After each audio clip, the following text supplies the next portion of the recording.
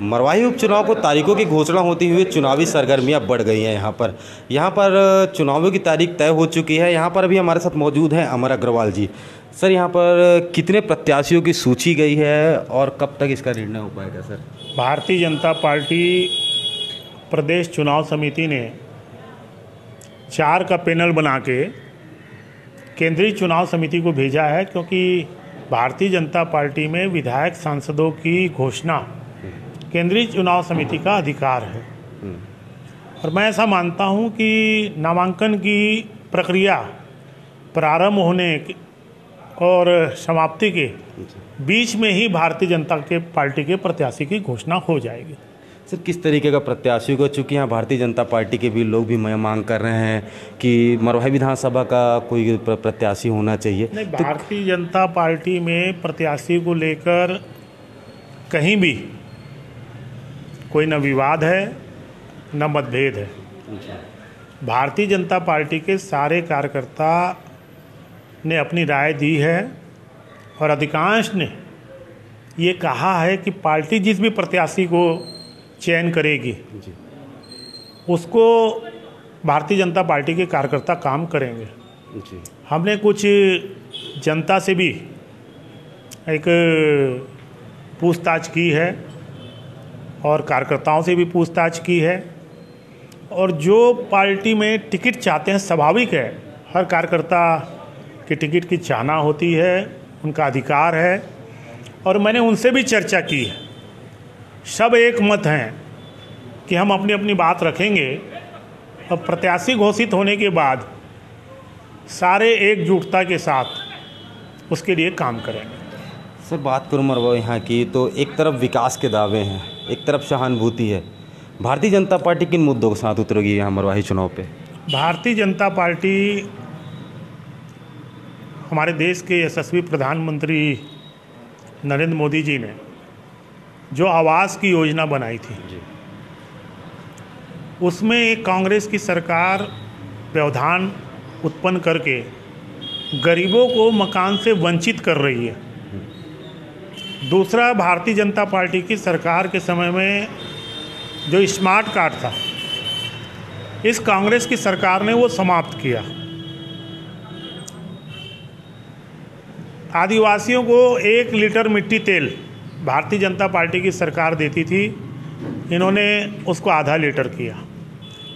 इसके साथ किसानों को 6,000 रुपया हमारे देश के प्रधानमंत्री सम्मान निधि दे रहे थे, उसका डाटा नहीं दिए, उनके पैसे से वंचित किया। इसके साथ मरवाही के पूरे क्षेत्र में भारतीय जनता पार्टी की सरकार के समय 24 घंटे की जो बिजली होती थी, उस बिजली में आज पूरी कटौती की, जगह जगह सड़क खराब हैं, विकास के सारे काम इस 2 साल में अवरुद्ध हो गए। तो ये भारतीय जनता पार्टी की सरकार की केंद्र की उपलब्धि भी हैं, और उन उपलब्धियों को ये सरकार रोक रही है। तो ये दोनों मुद्दे हमारे होंगे। सर, 15 साल बीजेपी यहाँ रही, सत्ता में रही, मरवाही हमेशा से अछूता रहा है यहाँ ये जिला। तो अब अगर जीतते हैं तो किस तरीके से विकास कार्य होंगे मरवाही पे? भारतीय जनता पार्टी की सरकार के समय में मैंने जिन बातों का जिक्र किया जी, ये आम आदमी के लिए योजना बनाई गई और मरवाही की जनता उससे लाभान्वित भी हो रही थी।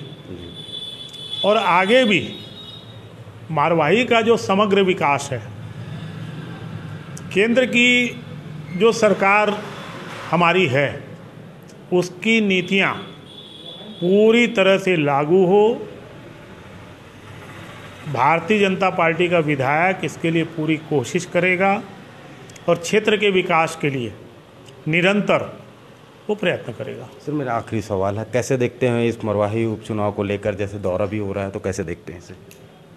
मरवाही की जनता में इस बार भारतीय जनता पार्टी के पक्ष में रुझान है, क्योंकि 2 साल की इस कांग्रेस की सरकार को मरवाही की जनता ने देखा है, और उस 2 साल में जो काम जनता को सुविधाओं से वंचित करने का काम कांग्रेस ने किया है, यहाँ की जनता सबक सिखाएगी।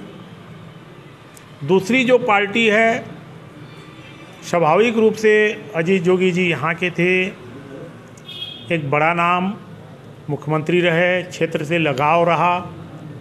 लेकिन अमित जोगी जब विधायक रहे तो मारवाड़ी की जनता का अनुभव उनके साथ अच्छा नहीं है। तो इसीलिए इस बार मारवाड़ी की जनता का रुझान भारतीय जनता पार्टी की तरफ है। और जहाँ तक कांग्रेस का सवाल है, मारवाड़ी के पूर्व विधायक पहलवान सिंह मरावी ने कांग्रेस को आईना दिखाया है कि कांग्रेस कहाँ खड़ी है। निश्चित तौर पे भारतीय जनता पार्टी यहाँ से जीतेगी।